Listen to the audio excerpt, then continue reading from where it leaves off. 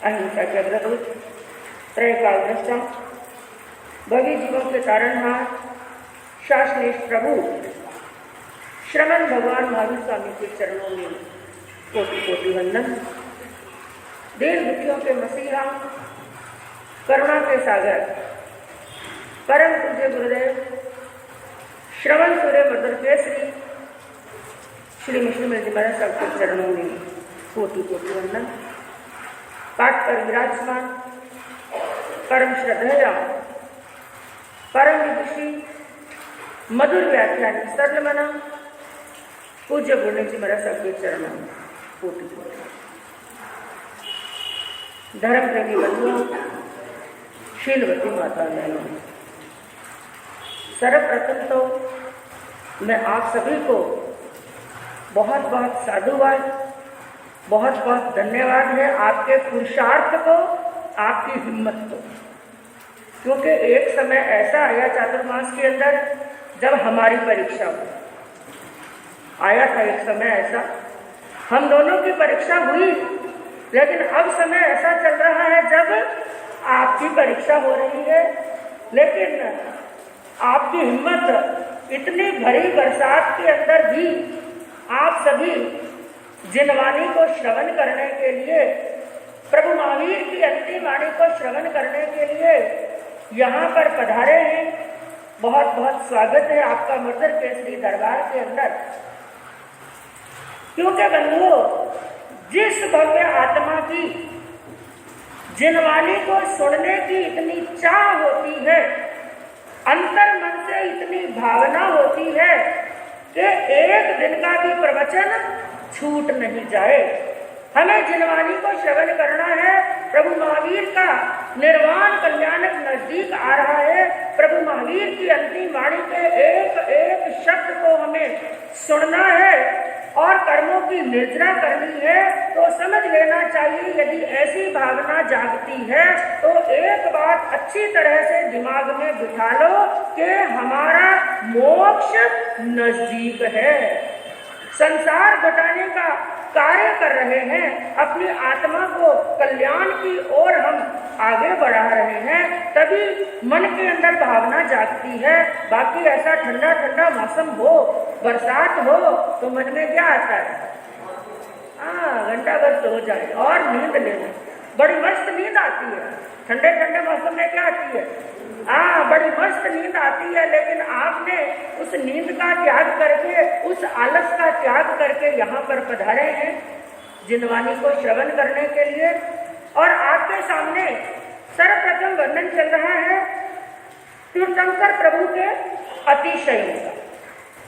पहले आपने सुना समोसरण का वर्णन, उसके बाद में वाणी के 35 अतिशयों का वर्णन।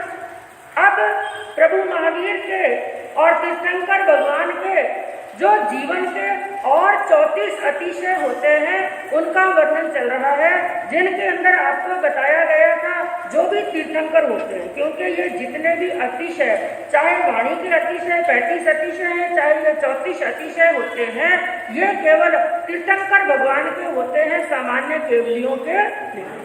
केवल ज्ञान सबका एक जैसा होता है। केवल ज्ञान के अंदर कोई कम ज्यादा नहीं। केवल ज्ञान का मतलब केवल ज्ञान, पूर्ण ज्ञान, संपूर्ण ज्ञान, उसके अंदर कोई कमी नहीं होती है। लेकिन तीर्थंकर प्रभु की पुनवानी एक अनोखी, एक विशिष्ट पुनवानी होती है। इस कारण से उनके अतिशय होते हैं। और 34 अतिशयों में से बताया गया था, जन्म से कितने अतिशय होते हैं? जन्म से 4 अतिशय। जन्म से अतिशय होते हैं 4, और केवल ज्ञान होने के बाद में 15 अतिशय। और उसके बाद में 15 अतिशय होते हैं देवकृत, देवों के द्वारा। तो कुल अतिशय कितने हुए? 34 अतिशय। और जिसके अंदर आपने कितने अतिशयों का वर्णन सुना? कितने अतिशयों का वर्णन आया था? एक दिन नहीं बांटते तो भूल जाते हैं। 9 अतिशय। कितने अतिशयों का? 9 अतिशयों का एक बार रिपीट कर लेते हैं। जिसमें सबसे पहला आया था शरीर के अंदर जो बाल मर्यादा से ज्यादा नहीं बढ़ते हैं, और रज मैल यानी शरीर के ऊपर किसी प्रकार का मैल का लेप नहीं होता है। तीसरा रक्त और मांस का, प्रभु के शरीर में बहने वाला रक्त सफेद होता है, गऊ के दूध से भी ज्यादा अधिक उज्जवल और धवल होता है, मधुर होता है। चौथा आया था श्वासोश्वास। तीर्थंकर प्रभु जब श्वास उच्छ्वास लेते हैं और श्वास छोड़ते हैं तो वहां पर सुगंध आती है। किसके समान? पद्म कमल के समान सुगंध आती है। और 5वां बताया गया जो अब केवल ज्ञान होने के बाद के अतिशय, उसमें आहार और निहार का, यानी आहार निहार करते हैं तो चर्म चक्षु के द्वारा यानी सामान्य मनुष्य को दिखाई नहीं देता है, केवल अवधि ज्ञानी ही उसको देख सकते हैं। छठा आया था धर्म चक्र का। जब तीर्थंकर प्रभु विचरण करते हैं, विहार करते हैं, आकाश के अंदर गरनाद का शब्द करता हुआ धर्म चक्र प्रभु के आगे आगे चलता रहता है, और प्रभु जहाँ पर रुक जाते हैं वहीं पर चक्र भी रुक जाता है। और 7वां बताया गया 3 छत्र। प्रभु के ऊपर क्या होते हैं? 3 छत्र, एक के ऊपर एक, भगवान के सिर के ऊपर लंबी लंबी मोतियों की झालर वाले, एक के ऊपर एक 3 छत्र आकाश के अंदर दिखाई देते हैं। 8वां बताया गया चंवर। भगवान के दोनों तरफ क्या उड़ाते हैं? डुलाते हैं चंवर डुलाते हैं, जो चंवर भी गाय के दूध और कमल के तंतुओं से भी अधिक अत्यंत उज्जवल बाल वाले होते हैं, जिनकी डंडियां रत्नों से जड़ी हुई होती हैं, और भगवान के दोनों तरफ वो चंवर डुलाए जाते हुए दिखाई देते हैं। और 9वां बताया सिंहासन। और सिंहासन प्रभु का कौन सा होता है? स्फटिक सिंहासन। और वो भी कोई सामान्य नहीं। आजकल हम ये स्फटिक देखते हैं, ये स्फटिक असली नहीं है, डुप्लीकेट। और आज का असली स्फटिक भी उस स्फटिक का कोई मुकाबला नहीं कर सकता। तो क्या कहा? स्फटिक मणियों के समान निर्मल, दैदीप्यमान और सिंह के स्कंद के समान। सिंह होता है, सिंह का जो स्कंद होता है, उस सिंह के स्कंद के आकार वाले और रत्नों से जड़े हुए, अंधकार को नष्ट करने वाले, यानी उसके अंदर इतना प्रकाश होता है, इतना तेज होता है कि पूरे अंधकार को क्या कर देता है? दूर। क्योंकि समोचरण का जब वर्णन किया गया उस समय आपको ये बताया गया था वहां पर दिन और रात्रि का कोई भेद होता ही नहीं है, इतना प्रकाश होता है। तो अंधकार को नष्ट करने वाले पाद पीठ युक्त सिंहासन के ऊपर भगवान विराजे हुए दिखाई देते हैं। क्योंकि सिंहासन के ऊपर तो बैठते ही नहीं है, सिंहासन से क्या होते हैं? अधर, 4 अंगुल अधर होते हैं। लेकिन क्या दिखाई देता है कि भगवान उसके ऊपर विराजे हुए हैं। और 10वां बताया गया इंद्र ध्वज। यहाँ पर चित्र के अंदर दिखाई दे रहा है एक इंद्र ध्वज होता है। इंद्र ध्वज का क्या बताया गया? बहुत ऊंची और रत्न जड़ित स्तंभ वाली, स्तंभ यानी खंबा, पोल जिसको बोलते हैं, जो खंबा जो स्तंभ रत्नों से जड़ा हुआ होता है और बहुत ऊंचा होता है, ऐसी उसके ऊपर छोटी छोटी अनेक ध्वजाएं होती हैं। एक तो बड़ी ध्वजा होती है और छोटी छोटी अनेक ध्वजाओं के परिवार से वेष्टित इंद्र ध्वजा भगवान के आगे आगे चलती हुई वो भी क्या देती है? दिखाई देती है। क्योंकि बंधु ये निर्माण किसी मनुष्य ने नहीं किया, तीर्थंकर भगवान के अतिशय है। ये स्वतः ही उनके साथ में ऐसे ऐसे दिखाई देते हैं कि अशोक वृक्ष भी साथ में चल रहा है, वो चंवर भी साथ में चल रहे हैं, और भगवान के मस्तक के ऊपर जो छत्र है वो भी उनके साथ साथ में चल रहे हैं। और एक बताया गया अशोक वृक्ष। अशोक वृक्ष का वर्णन आया था कि जब तीर्थंकर भगवान को केवल ज्ञान होता है, केवल ज्ञान होने के बाद में जो पहला समोसरण लगता है, क्योंकि पहली देशना समोसरण के अंदर ही होती है।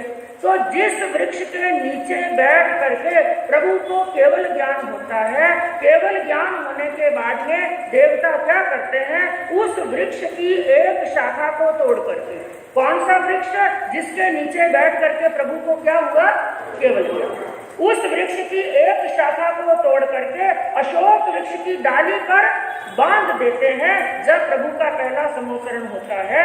तो ऐसा अशोक वृक्ष जिसकी अनेक शाखाएं होती हैं, अनेक शाखाएं होती हैं और फूलों से, पत्तों से, फलों से युक्त होता है, जो बहुत सुगंध वाला होता है। और एक विशेषता उसकी ये है, वो भगवान की हाइट से 12 गुना होता है। कितना? जिस समय जो तीर्थंकर है, जैसे पहले तीर्थंकर ऋषभदेव भगवान की हाइट कितनी थी, 500 धनुष की, और भगवान महावीर की हाइट कितनी थी, 7 हाथ की। कितने हाथ की? 7 हाथ की। तो तीर्थंकर की हाइट के अनुसार उनकी जितनी हाइट है, उस तीर्थंकर की हाइट से कितना गुना ज्यादा ऊंचा होता है, 12 गुना ज्यादा वो वृक्ष ऊंचा होता है। और क्या दिखाई देता है, भगवान चल रहे हैं तो वृक्ष भी साथ में चल रहा है, और कहीं पर भगवान विराजमान है तो वहीं पर वो वृक्ष भगवान को छाया करता है, यानी भगवान को धूप लगने नहीं देता। और 12वां बताया गया प्रभा मंडल। प्रभा मंडल आपको बताया था, हर मनुष्य के पीछे क्या बनता है, प्रभा मंडल। तो एक होता है प्रभा मंडल, एक होता है आभा मंडल। ये भी आपको जब लेशिया का द्वार आएगा उसके अंदर समझाया जाएगा प्रभा मंडल किसे कहते हैं और आभा मंडल। सुनने में दोनों एक जैसे लगते हैं, लेकिन दोनों के अंदर अंतर होता है। तो यहाँ पर बताया गया प्रभा मंडल होता है जो शरद ऋतु के जाज्वल्यमान सूर्य से भी अधिक तेज वाला, यानी ऐसा तेज होता है उसके अंदर के सूर्य का तेज भी उस प्रभा मंडल के पीछे क्या लगता है, फीका लगता है। तो शरद ऋतु के जाज्वल्यमान सूर्य से भी अधिक तेज वाला, अंधकार का नाश करने वाला ऐसा प्रभा मंडल भगवान के पीछे हमेशा दिखाई देता है। और यहाँ पर आपकी याद को वापिस ताजा करने के लिए एक बात पूछ लूं, जो प्रभु का प्रभा मंडल होता है उसकी विशेषता क्या होती है, थोड़ा याद कीजिए। समोसरण का वर्णन चल रहा है आपके सामने, वो उन दिनों को याद कीजिए। यदि बहनों को, भाइयों को, किसी को याद आए, जो प्रभा मंडल के सामने, थोड़ा क्लू दे देती हूँ आपको, जब श्रोता प्रभु के सामने देखते हैं और प्रभा मंडल के सामने देखते हैं तो श्रोताओं को कुछ दिखाई देता है। हाँ, थोड़ा क्लू चाहिए। हाँ, अमिताभ बच्चन का वो देखते हैं ना, क्या आता है वो, कौन बनेगा करोड़पति, उसके अंदर आपको क्या मिलता है, लाइफ लाइन मिलती है, क्लू मिलता है, तो आपको क्लू देते हैं, आदत पड़ गई है, कोई बात नहीं। तो उस प्रभा मंडल के अंदर 7 भव दिखाई देते हैं भवी आत्मा को, 3 भव पहले के, 3 भव आगे के और वर्तमान का भव। तो ऐसा वो प्रभा मंडल होता है। और 13वां बताया गया, जब तीर्थंकर भगवान चलते हैं, देखिए उनकी कैसी पनवानी है, सुनकर के ही विचार आता है मन के अंदर, कैसे उन्होंने पनवानी बांधी, कैसे कर्मों की, अशुभ कर्मों की निर्जरा की, और कैसे कैसे उनके जीवन के अंदर अतिशय होते हैं। यहाँ पर क्या बताया गया, जब तीर्थंकर भगवान विहार करते हैं, विचरण करते हैं, चलते समय कहीं पर यदि खड्डा है, खोबचा है, ऊंची नीचा स्थान है, विहार करते समय वो खड्डे, खोबचे, टीले, ऊंचा नीचा स्थान अपने आप क्या बन जाता है, सम बन जाता है। और आपके हनुमंत नगर के अंदर तो ऊंचा नीचा कुछ ज्यादा है, पूरा बैंगलोर में, लेकिन बैंगलोर में भी सबसे ज्यादा ऊंचा नीचा कहाँ पर है, हनुमंत नगर के अंदर। तो वहां पर बताया गया, प्रभु जब विहार करते हैं, विचरण करते हैं, तो जो खड्डे हैं, खोबचे हैं, अपने आप जैसे भर जाते हैं और भूमि क्या हो जाती है, समतल भूमि हो जाती है। और 14वां बताया गया, रास्ते के अंदर कंकर आते हैं, कांटे आते हैं, लेकिन प्रभु के जीवन की ये विशेषता, उनका यह अतिशय, जो बबूल के कांटे हैं, जो किसी प्रकार के भी तीखे कांटे हैं, जैसे जैसे प्रभु आगे बढ़ते हैं ना, कांटे अपने आप क्या हो जाते हैं, उल्टे, कांटे अपने आप उल्टे हो जाते हैं। और 15वां बताया गया मौसम, मौसम कैसा रहता है, अनुकूल मौसम रहता है। शीतकाल के अंदर जैसे रूम हीटर लगा हो ना, शीतकाल के अंदर आपको क्या चाहिए, रूम हीटर चाहिए, और गर्मी के अंदर क्या चाहिए, ऐसी चाहिए, वहां पर लगाने की आवश्यकता नहीं है। भगवान की अपने आप ही ऐसी बड़ी पुण्यवानी है, अनंत पुण्यवानी है। यदि ज्यादा सर्दी है तो अपने आप ही वो मौसम उष्ण हो जाता है, और ज्यादा गर्मी है तो अपने आप ही मौसम क्या हो जाता है, ठंडा। कुल मिलाकर के हम ये कह सकते हैं, गर्मी में गर्मी नहीं लगती और सर्दी में सर्दी नहीं लगती। ऐसा अनुकूल मौसम, सुहावना मौसम बन जाता है। और 16वां अतिशय बताया गया, सुगंधित वायु चलती है। क्या चलती है? सुगंधित वायु, यानी भगवान के चारों ओर, आजू बाजू में ही नहीं, चारों ओर एक एक योजन तक। और एक एक योजन का प्रमाण, एक एक योजन में कोष कितने? थोड़ा जोर से बोलिए, कॉन्फिडेंस होगा तो पक्का जोर से बोलेंगे। कॉन्फिडेंस के साथ में, गलत हो तो भी कोई बात नहीं, गलती बोलो तो भी किसके साथ में बोलना? कॉन्फिडेंस के साथ में। इसलिए बताओ, एक योजन में कोष कितने? 4 कोष। और एक कोष में किलोमीटर कितने? लगभग 3। गलती मत करो बहने, इधर से तो थोड़ी बहुत हो सकती है, आप गलती मत करो। लगभग 3 किलोमीटर। तो एक योजन के अंदर किलोमीटर कितने हुए? 12 किलोमीटर तक। तो जहां पर प्रभु विचरण करते हैं, जब विहार करते हैं, भगवान के चारों तरफ लगभग 12 किलोमीटर के अंदर मंद मंद शीतल शीतल सुगंधित वायु चलती रहती है। और जिससे क्या होता है, उस पूरे एक योजन के, उस आकाश के अंदर, उस क्षेत्र के अंदर जितने भी अशुचि पदार्थ हैं, जितनी भी गंदगी है, जितनी भी दुर्गंध है, सब अपने आप क्या हो जाती है?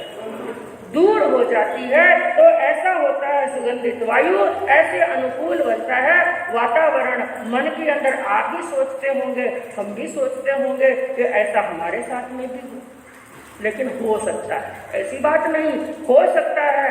कब? जब हम भी अपने जीवन के अंदर संकटों को संभाव के साथ में सहन करेंगे, जैसे प्रभु महावीर ने किया था। हमारे अंदर भी, हमारे भीतर में गौतम भी है, गौशालक भी है और महावीर भी है।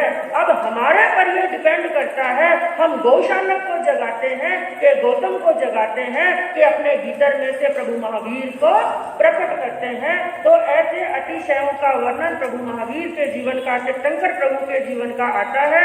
अब आगे और कौन से अतिशय बताए गए हैं, उनका वर्णन कैसे चलता है, सुनने से मालूम पड़ेगा। और आज आपके सामने 20वां अध्ययन महानिर्ग्रंथीय, इसके मूल का वांचन किया। और पहले सभी एक साथ में 4 लाइनें दोहरा लेते हैं। वीर प्रभु की अंतिम वाणी, वीर प्रभु की अंतिम वाणी, सुन लो और सुना लो, जीवन सफल बना लो, जीवन सफल बना लो। जिससे होता तीर्थ का पोषण, जो है साधक शाला, हेय गेय और उपादेय का मिलता मोद निराला। महावीर की श्रेष्ठ निशानी, महावीर की श्रेष्ठ निशानी, जिन वाणी को पी लो, जीवन सफल बना लो, जीवन सफल बना लो। वीर प्रभु की अंतिम वाणी, महावीर की अंतिम वाणी, सुन लो और सुना लो, जीवन सफल बना लो, जीवन सफल बना लो। 20वां अध्ययन महानिर्ग्रंथीय। और यदि आपको याद हो, छठा अध्ययन क्षुलक निर्ग्रंथीय, वहां पर आपको बताया गया था एक है क्षुलक निर्ग्रंथीय और आज है महानिर्ग्रंथीय। क्षुलक यानी छोटा और महा यानी बड़ा। यानी पहले जो साधु की चर्या क्षुलक निर्ग्रंथीय के अंदर बताई, एक छोटे साधु की चर्या भी कह सकते हैं, या साधु की चर्या को संक्षिप्त के अंदर बताया गया था उसके अंदर, इसलिए उसका नाम क्षुलक निर्ग्रंथीय।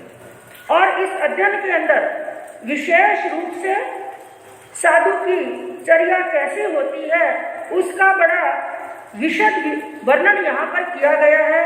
पूरे डिटेल के साथ में साधु के आचार और विचार का, प्रभु के मौलिक सिद्धांतों का और नियमों का इसके अंदर वर्णन चलता है महानिर्ग्रंथीय अध्ययन के अंदर। और इस अध्ययन की शुरुआत होती है मगध के सम्राट राजा श्रेणिक प्रभात भ्रमण के लिए निकलते हैं। प्रभात भ्रमण यानी हाँ, सुबह सुबह आप लोग वॉकिंग के लिए जाते हैं ना, हाँ, मॉर्निंग वॉक, तो वो भी मॉर्निंग वॉक के लिए निकले, प्रभात भ्रमण के लिए निकले। और पर्वत की तलहटी के अंदर मंडित कुक्षी नाम का उद्यान है, बड़ा सुंदर वातावरण है। यूं भी सुबह सुबह का वातावरण तो बड़ा स्वच्छ होता है, बड़ा निर्मल होता है, कोई पॉल्यूशन नहीं, कोई ज्यादातर आवाज नहीं, ठंडी ठंडी हवा चल रही है, सूर्य उदय का समय, सूर्य उदय हो गया, उसकी किरणें पड़ रही हैं फूलों पर, पत्तों पर, टहनियों पर, और राजा उस दृश्य का बड़ा आनंद ले रहे हैं। आनंद लेते लेते उस मंडित कुक्षी उद्यान के अंदर आगे बढ़े, और आगे बढ़ते बढ़ते उन्होंने एक वृक्ष के नीचे एक बड़े तेजस्वी मुनि को ध्यान करते हुए देखा। क्या उनका रूप है, क्या उनका वर्ण है, क्या तेजस्वीता है, क्या शरीर का सौष्ठव, गौर वर्ण, सुंदर शरीर, और ऊपर से सूर्य की क्या पड़ रही है, किरणें। सूर्य की किरणें पड़ने से तेज और क्या हो गया, ज्यादा बढ़ गया। कहते हैं एक तो सोना, और सोने में क्या हो जाए, सुगंध। सोने में सुगंध वाला काम, इतना सुंदर, इतना सौम्य शरीर, लेकिन मात्र मुनि की तेजस्वीता देख करके ही, उनका रूप, उनके शरीर का सौष्ठव देख करके ही राजा ने उनकी क्षमा का, उनकी निर्लोभता का, उनकी सरलता और निरअहंकारता का अनुमान लगा। क्योंकि राजा लोग होते हैं, कई कलाओं के जानकार, कई विद्याओं के जानकार होते हैं, मात्र शरीर को ही नहीं देखते हैं, एक चेहरा देख करके उनके पूरे अंदर का एक्सरा कर लेते हैं कि ये भीतर से कैसे।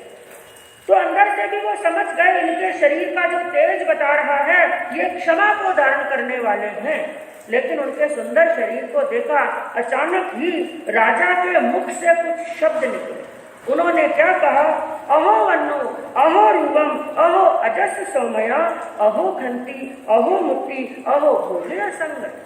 मन के अंदर विचार करने लगे, अहो क्या रूप मिला है इन्हें, क्या सुंदर तन मिला है, क्या शरीर का सौष्ठव है, क्या तेजस्वीता है, और क्या इनकी उम्र है, जवानी की उम्र है। लेकिन इसके साथ साथ में अहो खंती, अहो मुक्ति, क्या इनकी क्षमा है, क्या इनकी निर्लोभता, क्या सरलता और क्या सहजता। राजा मन में विचार करने लगे कि ये दोनों विपरीत बातें कैसे हो रही। एक तरफ तो सुंदर शरीर, ऐसा कोमल शरीर, और रास्ता कौन सा पकड़ लिया, संयम का बड़ा कंटकीर्ण मार्ग है, बड़ा कठोर मार्ग है। और वो विचार करने लगे, अरे ये मस्ती के दिनों में भक्ति कैसे हो रही, ये दिन कौन से चल रहे हैं इनके, मस्ती के दिन चल रहे हैं, लेकिन रास्ता पकड़ लिया भक्ति का। ऐसा द्वंद्व चल रहा था मन के अंदर। मुनि तो ध्यान में खड़े, मुनि को पता ही नहीं बाहर क्या हो रहा है, वो तो भीतर में डूबे हुए हैं। ये चिंतन सबके किसके मन में चल रहा है, राजा श्रेणी के मन के अंदर प्रश्न हो रहे हैं, खुद ही उत्तर दे रहे हैं। फिर मन में एक प्रश्न आया, इन्होंने घरबार का त्याग किया, संयम को अंगीकार किया, क्या कारण, कई कारण हो सकते हैं संसार के अंदर। क्या ये पीड़ा से ग्रस्त थे, या कोई कष्ट था, या इनके माता पिता नहीं थे? ऐसा क्या कारण था जिस कारण से इन्होंने ऐसा कठोर मार्ग लिया? ये द्वंद्व राजा के मन में चल रहा था। इतने में मुनि ने ध्यान खोला। राजा ने हाथ जोड़ करके प्रश्न पूछा, मुनिराज यदि आप अन्यथा नहीं ले तो एक प्रश्न पूछना चाहता हूँ। बोलिए राजा, क्या पूछना चाहते हैं? आपने ऐसे जवानी के दिनों के अंदर जो संसार के सुख भोगने के दिन हैं, मौज मस्ती करने के दिन हैं, ऐसा कठोर मार्ग आपने क्यों अंगीकार किया? तो मुनिराज ने मुस्कुराते हुए उन्होंने कहा, राजन मैं अनाथ था। क्या था? अनाथ था। राजा मन में विचार करने लगे, अनाथ थे, लेकिन इनका सुंदर शरीर, ये हष्ट पुष्ट शरीर, ये शरीर का सौष्ठव इस बात की साक्षी देता ही नहीं है। क्योंकि एक व्यक्ति अनाथ हो, दुखी हो, तो उसका शरीर साक्षी दे देता है कि इसने इतने दिनों से भोजन नहीं किया, इसकी देख रेख करने वाला कोई नहीं। लेकिन आपका सुंदर शरीर तो इसकी साक्षी देता ही नहीं है। लेकिन फिर भी आप कह रहे हैं कि मैं अनाथ था। हो सकता है आप सत्य ही कह रहे होंगे। फिर मन में विचार आया, ये क्या करेंगे इस संयम के मार्ग पर? उन्होंने कहा, मुनिवर आप चिंता मत कीजिए, कोई बात नहीं, मैं बनूंगा आपका नाथ। मेरे साथ में चलिए, मेरे महलों के अंदर चलिए। क्या सुंदर राजमहल है, क्या सुंदर भवन है। वहां पर खाइए पिए मौज कीजिए, खाने के लिए भी खूब, पहनने के लिए भी खूब, और घूमने के लिए बाग और बगीचे। धन संपत्ति की कोई कमी नहीं। इतना बड़ा मेरा राज परिवार है। मेरे साथ में महलों में चलिए, सुंदर सुंदर कन्याओं के साथ में आपकी शादी कराऊंगा, खाना पीना और मौज करना। ये बात सुनी तो मुनिवर फिर थोड़ा मुस्कुराए। उन्होंने मुस्कुराते हुए कहा, राजन मैं पहले अनाथ था, आज अनाथ नहीं। क्या कहा? मैं पहले अनाथ था, आज अनाथ नहीं हूँ। लेकिन विडंबना यह है कि तुम तो आज भी अनाथ हो। ये बात सुनी राजा विस्मित हो गया, विचार करने लगा, मुनिवर शायद आप जानते नहीं है कि मैं कौन हूँ। मेरा इतना बड़ा राज परिवार है, हजारों लाखों दास और दासियां मेरे हैं, इतने सुगढ़ हैं, और मेरी सेना की संख्या ही आपको बताऊं ना, 33,000 हाथी, 33,000 घोड़े, 33,000 रथ और 33 करोड़ पैदल सेना का मैं मालिक हूँ। अकेला 1,66,00,000 गांव का मैं धनी हूँ। और आपने मुझे क्या कह दिया? मैं अनाथ हूँ राजन, मैं अनाथ नहीं हूँ। आप मेरा परिचय नहीं जानते। मुनि अंदर ही अंदर चिंतन कर रहे हैं, क्योंकि एक तरफ एक संत जिसकी आत्मा भीतर से जाग चुकी है वो बोल रहे हैं, एक तरफ वो राजा जो मोह की नींद में सो रहे हैं। उन्होंने कहा, राजन तुम नहीं जानते सच्चे मायने में अनाथ कौन होता है और सच्चे मायने में सनाथ कौन होता है। मैं बताता हूँ तुम्हें कि अनाथ कौन और सनाथ कौन। मेरा जन्म एक बड़े श्रेष्ठी के घर के अंदर, कौशंबी नगरी के नगर सेठ, बड़े धनाढ्य सेठ, जिनके घर के अंदर लक्ष्मी की कोई कमी नहीं, ऐसे पिता के घर के अंदर मेरा जन्म हुआ। और पिता मेरे से बड़ा स्नेह करते थे, माता 24 घंटे अपना वात्सल्य लुटाती थी। बड़े भाई प्रेम करने वाले और छोटे भाई आज्ञा का पालन करने वाले, बहनें थी मेरे घर के अंदर प्रेम करने वाली, और मेरे घर के अंदर पत्नी पतिव्रता, बड़ी सुंदर सुरूपति, मेरी आज्ञा के अंदर रहने वाली, किसी चीज की कमी नहीं थी। लेकिन राजन एक बार मुझे चक्षु वेदना हुई, यानी आंखों में क्या हुआ? दर्द, आंखों में वेदना शुरू हुई।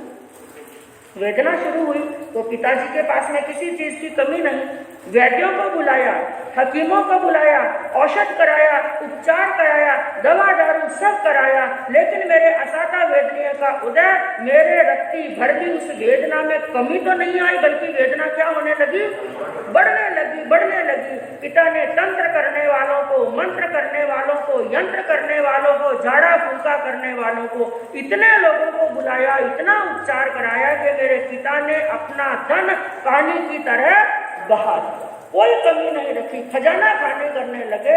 इतना प्रयास करने के बाद में भी मुझे कोई शांति नहीं मिली। मेरी माता भी चारों तरफ कभी उधर भागती कभी उधर भागती। भाइयों ने खूब प्रयास किया, बहनों ने खूब प्रयास किया, और मेरी पत्नी 24 घंटे मेरे पास में बैठी रहती। उसने स्नान करना छोड़ दिया, श्रृंगार करना छोड़ दिया, लूखा सूखा खा करके रहने लगी, सादे वस्त्र पहनने लगी, और 24 घंटे मेरे पास में बैठी रहती, आंखों में आंसू बहाती रहती, और आंसुओं से मेरी छाती की सिंचाई करती रहती। कहना मतलब यहाँ पर एक शब्द आया, सिंचाई। मेरी छाती को गीली रखती, इतना रोती, लेकिन इतना करने के बाद में भी राजन मुझे साता नहीं हुई। वेदना बढ़ती गई, और वेदना भी इतनी बढ़ी। वहां पर एक उदाहरण दिया गया, 2 उदाहरण बताए इस आगम के अंदर से। कितनी वेदना थी, इतनी वेदना कि जैसे एक कोई क्रुद्ध शत्रु है, यानी एक बहुत क्रोध के अंदर, एक तो शत्रु है बलवान, और दूसरा किसमें आया हुआ है, क्रोध के अंदर आया हुआ शत्रु। क्रोध के अंदर आया हुआ शत्रु सामने वाले निर्बल शत्रु के ऊपर अपने हाथ में छुरा लेकर के या तीखी धार वाली तलवार लेकर के अपने शत्रु के ऊपर प्रहार करता है। उसकी आंखों के अंदर, उसके नाक के अंदर, मुख के अंदर, कान के अंदर प्रहार करता है, उसका अंग भंग कर देता है, टुकड़े टुकड़े कर देता है। उस समय उसको जितनी वेदना होती है उतनी वेदना मेरी आंखों में, मेरे सिर में हो रही थी। दूसरा उदाहरण बताया गया, जैसे देवराज इंद्र, जिनका एक नाम है शकेंद्र। शकेंद्र के हाथ के अंदर क्या होता है, शक्र। वज्र भी बोलते हैं, शक्र भी। शक्र को धारण करने वाला, वज्र को धारण करने वाला शकेंद्र। तो जब वो शकेंद्र गुस्से के अंदर आता है, अपने उस शक्र से, उस वज्र से यदि किसी देवता के ऊपर प्रहार करता है ना, तो शरीर के अंदर दाह ज्वर फूट जाता है, और वो जलन 6 महीने तक उस देवता को तड़पाती है। तो हे राजन, ऐसी उष्ण वेदना मेरी आंखों के अंदर हो रही थी। और उस समय मैंने बैठे बैठे चिंतन किया, मन के अंदर विचार किया, मेरे घर के अंदर मेरी माँ है, मेरे पिताजी हैं, मेरे भाई हैं, नौकर हैं, चाकर हैं, पत्नी है, लेकिन इतना सब कुछ होते हुए भी मेरी वेदना में हिस्सा बटाने वाला कोई नहीं, मेरी वेदना को दूर करने वाला कोई नहीं। हजारों जनों के बीच में होते हुए भी मैं क्या हूँ, अकेला हूँ, मैं अकेला हूँ। और उस समय बंधुओं, उन्होंने भाई अशरण भाव, 12 भावनाएं आती है ना, 12 भावना के अंदर एक भावना कौन सी है, अशरण भावना, जिसके अंदर कहा दल बल देवी देवता मात पिता परिवार। दल बल देवी देवता मात पिता परिवार, मरती गिरिया जीवने ए कोई न राखण। चाहे दल है, चाहे बल है, चाहे परिवार है, चाहे बड़ी सेना है, नौकर चाकर है, माता पिता परिवार है, लेकिन जब अंतिम समय आता है उस समय रखने वाला कोई नहीं। वेदना होती है तो साता करने वाला कोई नहीं है। राजन, उस समय मैंने समझ लिया मैं इन सबके बीच में होता हुआ भी क्या हूँ, अनाथ हूँ, अकेला हूँ। और उस समय अंदर से आवाज आई, ये मेरे शरण नहीं है, ये मेरे प्राण नहीं है, ये मेरे रक्षक नहीं है, क्योंकि प्रभु ने तो सबसे बड़ी शरण बताई आत्मा की शरण। किसकी शरण? हाँ, हम शरण बाहर ढूंढते हैं ना, सुख भी बाहर ढूंढते हैं, आनंद और शांति भी बाहर ढूंढते हैं, लेकिन प्रभु ने कहा ये सुख, शांति, आनंद और शरण सब कहाँ पर है? भीतर में ही है, आत्मा में ही है। उस समय मैंने चिंतन किया, जो आत्मा की शरण में चला जाता है वो अमर हो जाता है, इन दुखों से दूर हो जाता है। आत्मा से बढ़कर के हमारा नाथ कोई नहीं। तो उस समय मैंने जान लिया और मन के अंदर एक धारणा बना, एक संकल्प कर लिया, यदि मुझे साता हो जाए तो ऐसी आत्मा की शरण के अंदर चला जाऊंगा, यानी संयम अंगीकार कर लूंगा और मैं क्या बन जाऊंगा? सनाथ, नाथ बन जाऊंगा। और देखिए राजन, उस समय धर्म का प्रताप देखिए, ऐसा संकल्प करके मैंने आंखें बंद की, और आंखें बंद की तब तक मुझे मालूम है नींद कब आई मुझे पता ही नहीं, वेदना कब समाप्त हुई मुझे पता ही नहीं। 6 महीने के बाद में पहली बार मैंने नींद ली। और सूर्य उदय हुआ, मेरी आंख खुली और मैंने क्या देखा, मेरी वेदना, मेरी असाता ऐसे उड़ गई जैसे कपूर की गोली। फिर मैंने परिवार के सदस्यों को बुलाया और बुला करके उन सबको अपना संकल्प बताया। मैंने ऐसा संकल्प किया है और उस दिन मैंने घर बार का त्याग करके मैं इस मार्ग पर आ गया, आगे बढ़ गया। राजन, उस समय मैं अनाथ था, लेकिन आज क्या बन गया? सनाथ। सनाथ ही नहीं बना, बल्कि दूसरों का भी नाथ बन गया। दूसरों का क्या बोलते हैं? साधु संतों की जब आप स्तुति करते हैं ना, उस समय एक शब्द बोलते हैं, छह काया के नाथ। क्या बोलते हैं? छह काया के नाथ है पंच महाव्रतधारी साधु। तो मैं खुद ही नाथ नहीं बना, सनाथ ही नहीं बना, बाकी सबका क्या बन गया हूँ? नाथ बन गया हूँ। आज मैं स्वयं का नाथ हूँ। क्यों? क्योंकि मेरी इंद्रियां मेरे वश में। सनाथ कब बनते हैं और खुद के नाथ कब बनते हैं? आज मेरी इंद्रियां क्या है? मेरे वश में, मेरे अधीन है। मेरा मन मेरे अधीन है, मेरी आत्मा मेरे वश में है। जब मन, इंद्रियां, आत्मा कहते हैं, पहले खुद पर शासन होता है। तेरा पंक्तियों का एक नारा है, कौन सा? निज पर शासन फिर अनुशासन। दूसरों पर शासन कब कर सकते हैं? पहला अनुशासन किस पर होगा? खुद पर। तो मैंने खुद पर अनुशासन कर लिया, खुद पर शासन कर लिया, इसलिए आज मैं क्या बन गया हूँ? नाथ बन गया हूँ। अब राजा मन ही मन समझ गए, इस दृष्टि से मैं तो क्या हूँ? मैं तो अनाथ ही हूँ। अब राजा और उनके बीच में बंधुओं वार्तालाप चल रहा है और राजा हाथ जोड़कर, घुटने झुका करके मुनि के सामने बैठ गए और उनके उपदेश को सुनने लगे, क्योंकि आपको बताया गया महानिर्ग्रंथि। यहाँ तक तो ये वर्णन चला मुनि का, और मुनि का नाम क्या है ये शास्त्र में नहीं आया, लेकिन उन मुनि को किस नाम से जाना गया? अनाथी मुनि। क्योंकि उन्होंने किस पर चिंतन किया?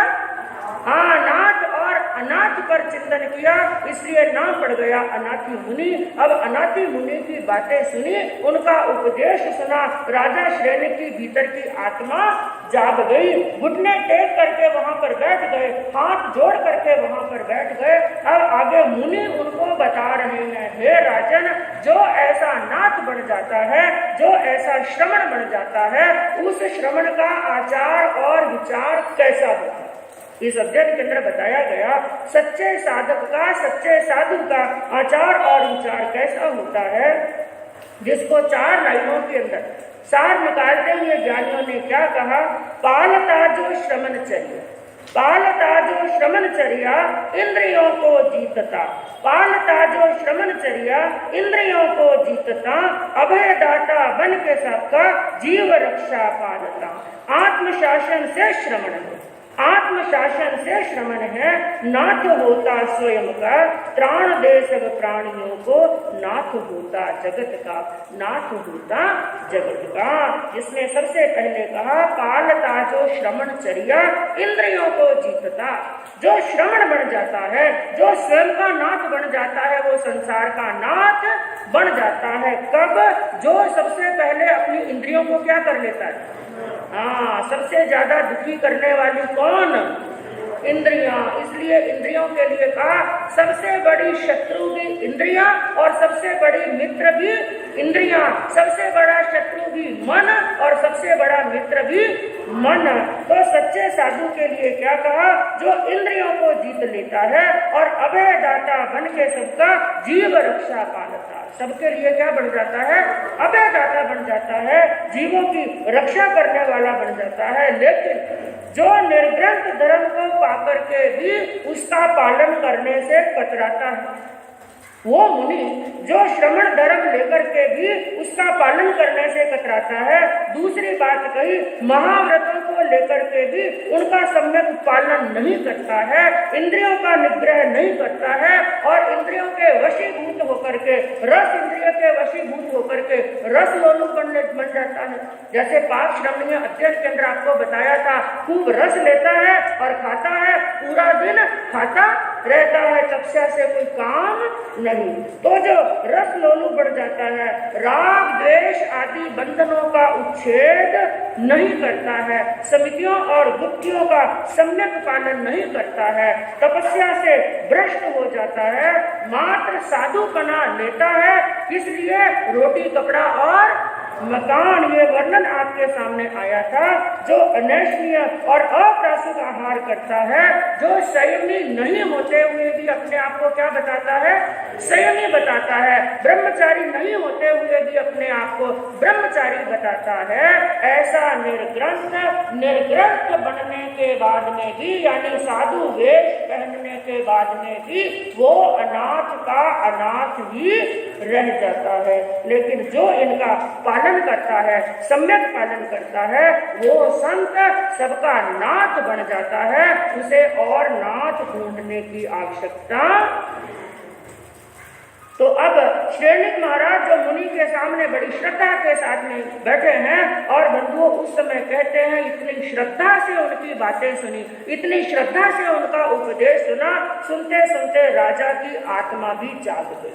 जब वो अनाथि मुनि से मिले, अनाथि मुनि के दर्शन किए, तब तक श्रेणिक महाराज जैन धर्म को मानते नहीं थे, जैन धर्म पर श्रद्धा नहीं थी, लेकिन ऐसा उपदेश लगा, ऐसी दार्शनिक बातें सुनी कि श्रेणिक महाराज को संगीत की क्या हो गई, प्राप्ति। पूरे दल बल के साथ में अपनी रानियों को, पटरानियों को, सबको लेकर के मुनि के चरणों के अंदर आते हैं और उसके बाद में ग्रंथकारों ने बताया कि वो जैन धर्म के अंदर रक्त हो जाते हैं। और इस अध्ययन के अंदर आगे चल करके प्रसंगवश आत्मा की शुभ परिणतियां और अशुभ परिणतियों के बारे में भी वर्णन चलता है और दुराचारी आत्मा किस प्रकार से अनर्थकारी होती है ये भी वर्णन चलता है।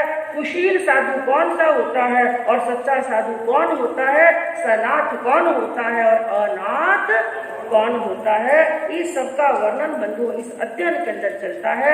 संक्षिप्त के अंदर हम यही कह सकते हैं, इस संसार के अंदर जिसने अपने मन को जीत लिया, जिसने अपनी इंद्रियों को जीत लिया, वो नाथ है। और जो मोह में डूबा हुआ है, राग और आसक्ति में डूबा हुआ है, वो परिवार होने के बाद में भी, माता पिता और धन संपत्ति होने के बाद में भी क्या है, अनाथ का अनाथ ही रह जाता है। और सबसे बड़ा हमारा नाथ है हमारी आत्मा, हमारा धर्म और परम पिता परमात्मा का बताया हुआ ये धर्म। जो धर्म की शरण के अंदर जाता है उसे कभी अनाथ बनने की आवश्यकता नहीं। तो इस प्रकार बंधु ये महानिर्ग्रंथ ये अध्ययन का सार आपने संक्षिप्त के अंदर सुना। अब अगले अध्ययन के अंदर क्या वर्णन आता है सुनने से मालूम चलेगा। इसी भावना के साथ में ओम शांति। आग्नेय तिलिये की पाटी का कौशल, आग्नेय तिलिये पणते तंजहा सत्तागम्य अथागम्य तदु भयागम्य। इस तरह तीन प्रकार आगम रूप ज्ञान के विषय में जो कोई अतिचार लागू हुई तो आई। जम वाइदम मच्चामेलियम हिनक्षरम अचक्षरम पयहिनम विनयहिनम योगिनम घोषिनम सुखुदिनम ऋतुबणिक्ष्यम। अकाले कौ सज्जाओ काले न कौ सज्जाओ, असज्जाए सज्जायम सज्जाए न सज्जायम। गणता गुणता विचारता ज्ञान और ज्ञानवंत पुरुषों की असाधना की हो तो तस्मिच्छा।